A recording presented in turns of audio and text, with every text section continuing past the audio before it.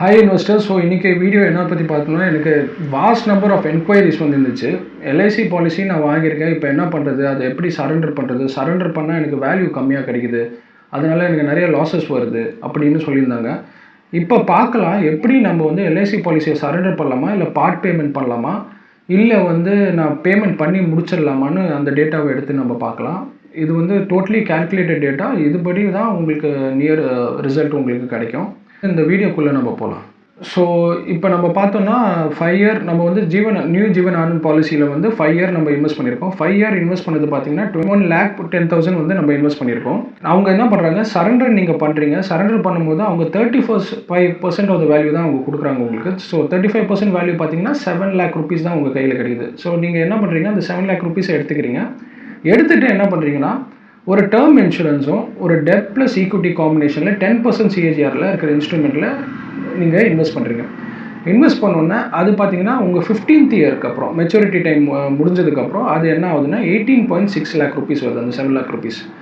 Plus அந்த rest இருக்க 10 years term இருக்குது பார்த்தீங்களா, 10 years பீரியட் இருக்குது பார்த்தீங்களா, அதில் இயர்லி நீங்கள் வந்து அந்த ஜீவனாந்தில் என்ன ப்ரீமியம் நீங்கள் கட்டிட்டு இருக்கீங்களோ அதே மாதிரி நீங்கள் இதில் SIP plus debt plus equity காம்பினேஷனில் நீங்கள் இன்வெஸ்ட் பண்ணுறீங்க 10% சிஏஜிஆரில்.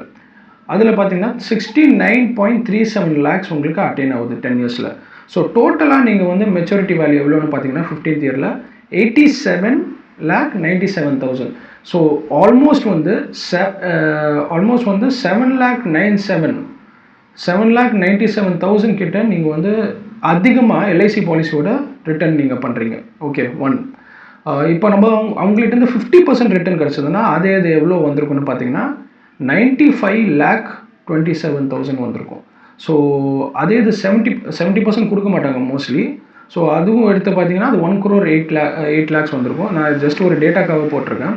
ஸோ நீங்கள் நினைக்கலாம் 5 years நான் இன்வெஸ்ட் பண்ணியிருக்கேன், அதில் வந்து 50% எனக்கு வேல்யூ டிப்ரிஷியேட் ஆகுது, சரண்டர் பண்ண எனக்கு வேஸ்ட்டுன்னு தோணுது அப்படின்னு நீங்கள் நினைக்கிறீங்கன்னா இந்த டேட்டா முதல்ல பாருங்கள்.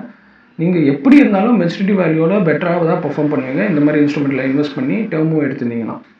ஓகே, ஸோ நெக்ஸ்ட் டேட்டா நம்ம பார்ப்போம். ஸோ இது பார்த்தீங்கன்னா 7 yearsக்கு அப்புறம் நம்ம வந்து சரண்டர் பண்ணுறோம். ஸோ 7 years நீங்கள் எவ்வளோ இன்வெஸ்ட் பண்ணியிருப்பீங்கன்னு பார்த்தீங்கன்னா ஆல்மோஸ்ட் 29,54,000 rupees இன்வெஸ்ட் பண்ணியிருப்பீங்க. 7 yearsக்கு அப்புறம் இன்வெஸ்ட் பண்ணதுக்கப்புறம் நீங்கள் சரண்டர் வேல்யூ 50% கிடைக்கும் உங்களுக்கு. அட்லீஸ்ட் 50% பார்த்தீங்கன்னா 14,77,000 rupees கிடைக்கிது. அது வந்து நீங்கள் இந்த மாதிரி டெப்ட் டேர்ம் அண்ட் ஈக்விட்டி அலோகேஷனில் நீங்கள் டேரெக்டாக நீங்கள் இன்வெஸ்ட் பண்ணும்போது என்ன ஆகும்னா 31.6 lakhs ஆகுது. அந்த ரெஸ்ட் ஆஃப் த ப்ரீமியம் இன்னும் 8 வருஷம் இருக்குது பார்த்தீங்களா மெச்சூரிட்டிக்கு. அந்த 8 வருஷம் பீரியடில் நீங்கள் சிப்பாக வந்து dead equity and pure term நீங்கள் எடுக்கும்போது அது 51.5 lakhs ஆகுது. ஸோ எல்லாமே இதுக்கப்புறம் 7 years நீங்கள் கட்டினதுக்கப்புறமுமே நீங்கள் வந்து 80 lakhs பீட் பண்ணி 3 lakh rupees எக்ஸ்ட்ராவாக நீங்கள் வந்து மெச்சூரிட்டி வேல்யூ எடுக்கிறீங்க.